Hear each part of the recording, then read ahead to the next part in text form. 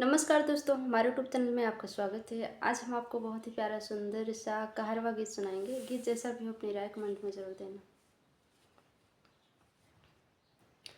देवरु सिर से उतारी दा गगरिया ना, देवरु सिर से उतारी दा गगरिया ना, हो देवरु सिर से उतारी दा गगरिया ना।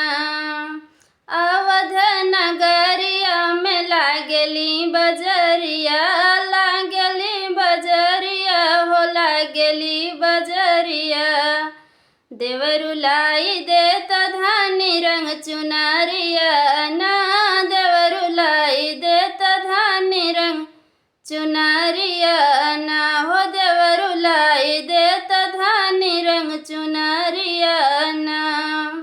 देवरु सिर से उतारी दा गगरिया ना, देवरु सिर से उतारी दा गगरिया ना।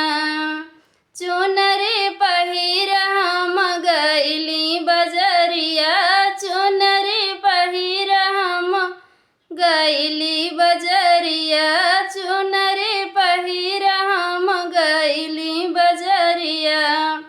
देवरु लागी गइल हमरे नजरिया ना, देवरु लागी गइल हमरे नजरिया ना, हो देवरु सिर से उतारी दा गगरिया ना, देवरु सिर से उतारी दा गगरिया ना। सुल्तापुर सहारिया में बायदा बसतु है, बायदा बसतु है हो, बायदा बसतु है। देवरु झराई देत हमारी नजरिया ना, देवरु झराई देत हमारी नजरिया ना। देवरु सिर से उतारी दा गगरिया ना, हो देवरु सिर से उतारी दा गगरिया ना।